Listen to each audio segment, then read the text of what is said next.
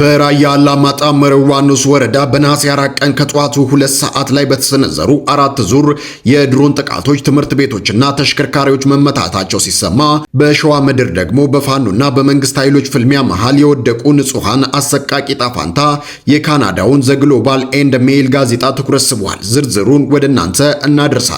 በመቀጠልም በአፍሪካ ቀንድ ላይ እንደገና ማንዣበብ የጀመረው አዲስ የጦርነት ደመናና እስከ ሆርሙዝ የባህር ወሽመጥ የዘለቀው የአሜሪካና ኢራን ፖለቲካ ቁማር ምን ላይ ደርሷል የሚሉትን ጉዳዮች ይዘን ቀርበናል። ሰላም ለእናንተ ይሁን የናቲ 16 ቤተሰቦች፣ ላይክ፣ ሼር፣ ሰብስክራይብ እያደረጋችሁ እስከ መጨረሻው አብራችሁን ቆዩ። በራያ አላማጣ ወረዳ መረዋ ንዑስ ወረዳ ነሐሴ 4 ቀን 2018 ዓ.ም ከጠዋቱ 2 ሰዓት ገደማ በነበሩ ሰዓታት በአራት ዙር የተፈጸመ ከፍተኛ የድሮን ጥቃት አካባቢውን ማወቁ ተሰምቷል።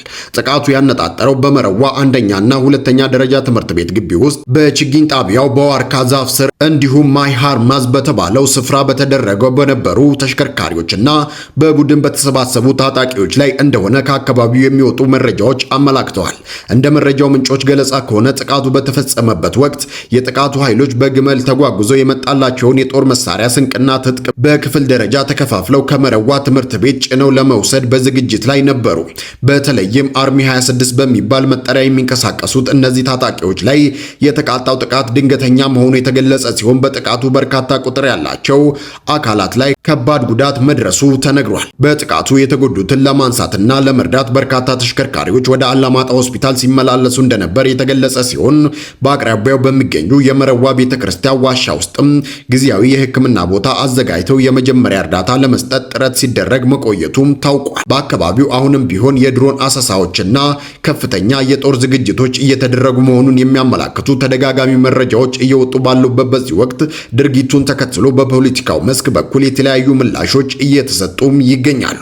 የትግራይ ፓርቲ የሆነው ሳልሳይ ወያኔ ጉዳዩን አስመልክቶ ባወጣው መግለጫ እየተካሄደ ያለው ጦርነትና የድሮን ጥቃት የትግራይ ወጣቶች ሕይወትና አካል እየበላ መሆኑን በመጠቆም ጥቃቱና ውጊያው በአስቸኳይ እንዲቆም ጠይቋል። ሳልሳይ ወያኔ በመግለጫው የብረት ኃይልና የጦርነት ቅስቀሳ መፍትሄ እንደማያመጣ አሳስቦ በሁለት ወገን ሆነው የጦርነት ምህዳሩን የሚያሞቁ የሚያቀጣጥሉ አካላት ከድርጊታቸው እንዲቆጠቡ ጥሪ አቅርቧል። አክሎም የትግራይ ህዝብ ደህንነትና መደመጥ ሊረጋገጥ የሚችለው በጦርነት መሳሪያ ሳይሆን በሰለጠነ መንገድ በሚካሄደው ብሔራዊ ጉባኤና በሽግግር መንግስት ምስረታ እንደሆነ የገለጸ ሲሆን በሌላ በኩል ደግሞ የጠቅላይ ሚኒስትር ዶክተር አብይ አህመድ መንግስት የትግራይን ህዝብ ህጋዊና ፍትሃዊ ጥያቄዎች በውይይትና በሰላም በአስቸኳይ እንዲመልስ ጥሪ አስተላልፏል።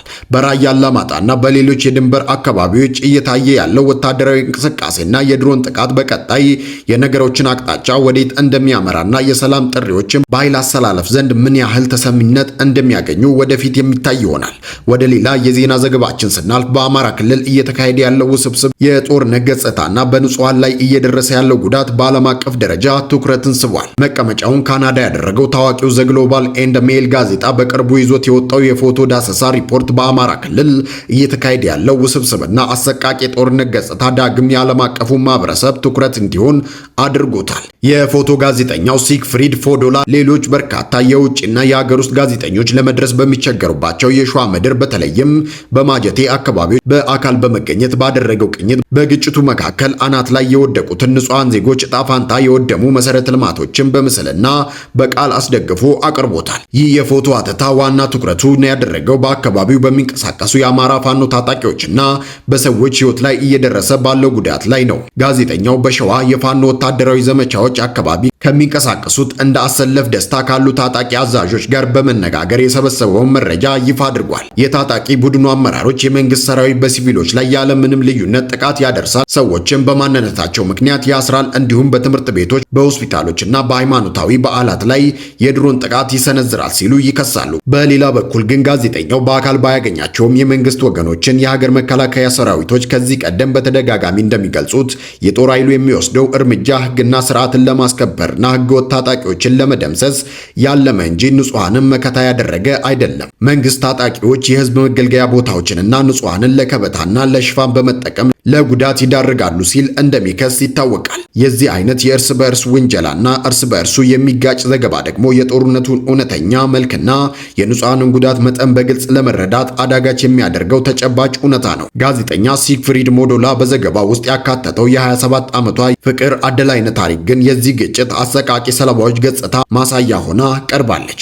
ከ5 ወራት ገደማ በፊት በደረሰ የድሮን ጥቃት ወቅት በቤቷ ውስጥ የነበረችው ፍቅር በከባድ ፍንዳታ ድምፅ መንቃቷንና ወንድሟ በጥቃቱ ሕይወቱ ማለፉ በዙሪያዋም ታላቅ ውድመት ማየቷን ለዓለም አቀፉ ጋዜጠኛ ተናግራለች። ከዚህ በተጨማሪም የፎቶ ሀተታው በፋኖ ቁጥጥር ስር ባሉ ከተሞች ውስጥ የወደሙ ትምህርት ቤቶችና በግጭት ምክንያት የተፈናቀሉ ቤተሰቦች መጠለያነት የሚያገለግሉ ተቋማት በምስል አስደግፎ አሳይቷል። ዘግሎባል ኤንድ ሜል ዘገባ በፖለቲካው በውጊያው አካባቢ ያሉ ወገኖች እርስ በእርስ በሚወራወሩበትና የቃላት ጦርነት በሚያካሂዱበት በዚህ ወቅት የመከራው ገፈት ቀማሽ ግን አሁንም በሁለቱ ወገን መሃል ያሉት ንጹሃን ዜጎች መሆናቸውን ያመላክታል።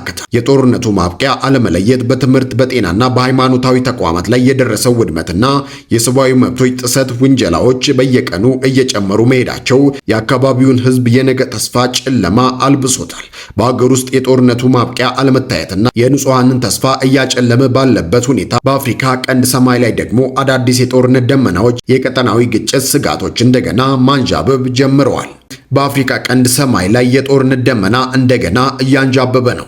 የፕሪቶሪያው የሰላም ስምምነት ተፈርሞ በሰሜን ኢትዮጵያ አንጻራዊ ሰላም ሰፍኗል ተብሎ በተስፋ በተጠበቀበት በዚህ ወቅት ከሰሞኑ የወጡ መረጃዎችና ከፍተኛ ወታደራዊ ባለስልጣናት የሚሰጧቸው አስተያየቶች ቀጠናው ወዴት እየገሰገሰ ነው የሚያስብል ጥያቄን ጭሯል።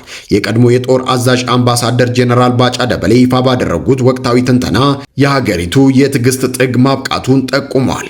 ጄኔራሉ በሰጡት ጠንከር ያለ አስተያየት ሱዳኖች ጦርነት እጀምራለሁ ብለው ካሰቡ አናንዛዛውም ሲሉ በግልጽ ተናግረዋል። የሱዳን መንግስት በውስጥ ጦርነትና በራሱ ችግር ተወጥሮ ሳለ ወደ ኢትዮጵያ ለማየት ቢሞክር እድሜው አጭር ነው፣ ይጠፋል የሚል ከባድ ወታደራዊ ማስጠንቀቂያ መልእክት አስተላልፈዋል። አክለውም የዘመኑ ውጊያ በቴክኖሎጂ እንጂ እንደ ድሮው ምሽግ ይዞ እረፍት እያደረጉ የሚሮጥበት እንዳልሆነ፣ ውጊያ ከተጀመረ በአጭር ጊዜና በሙሉ አቅም የሚቋጭ መሆኑን ገልጸዋል።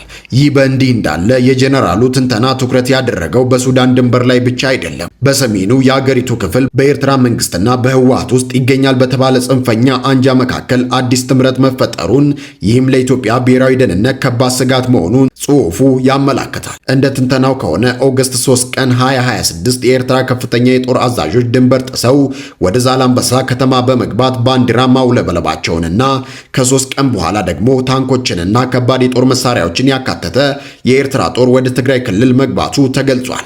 ይህ ድርጊት የአገሪቱን ሉዓላዊነት በግልጽ የጣሰ ነው የተባለ ሲሆን በህወሓት ውስጥ ያለው አንጃ የውጭ ኃይሎችን ድጋፍ በመጠቀም በፌዴራል መንግስቱ ላይ ወታደራዊ ጥቃት ለመክፈት ዝግጅት ማጠናቀቁን በአደባባይ ማወጁ ተጠቅሷል። በሌላ በኩል ይህንን መረጃ በተመለከተ ከመንግስትና ከፖለቲካ ተንታኞች የተለያየ እይታ ይሰነዝራል። አንዳንድ ተንታኞች እንደሚሉት የኢትዮጵያ መንግስት ላለፉት 2 ዓመታት ያሳየው ስትራቴጂካዊ ትዕግስት ለሰላም ሲባል የተደረገ ቢሆንም የአስመራ መንግስትና የህወሓት አንጃዎች እንቅስቃሴ ግን ቀጠናውን እንደገና ወዳልተፈለገ አዙሪት የሚከት ነው ይላሉ። ሆኖም ግን በሌላ ወገን ያሉ የፖለቲካ ዘጋቢዎች ደግሞ ጉዳዩን ከተለየ አቅጣጫ ይመለከቱታል።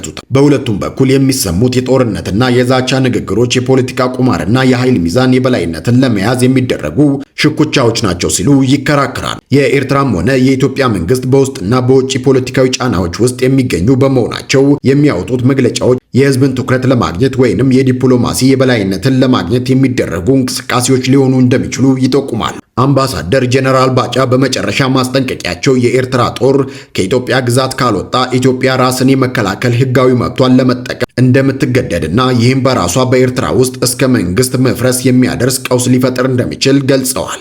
ጉዳዩ የሁለት ሀገራት ወይንም የቡድኖች ግጭት ብቻ ሳይሆን አጠቃላይ የቀይ ባህርና የአፍሪካ ቀንድ ቀጠናዊ ሰላምን የሚፈታተን በመሆኑ ጉዳዩ መፍትሄ የሚያስፈልገው መሆኑን የቀጠናው ህዝቦችና ዓለም አቀፉ ማህበረሰብ የሚመኙት ዋና ጉዳይ። የሰበሰብናቸውን ዘገባዎች አጠናቀን አቅርበናል። ሐሳባችሁን በኮመንት ላይ አጋሩን። አዳዲስ መረጃዎችን በፍጥነት ለማግኘት ሰብስክራይብ በማድረግ የደውል ምልክቷን በመጫን የናቲ 16 ቤተሰብ ይሁኑ። ቪዲዮውን ሼር፣ ላይክ ማድረግ አትርሱ።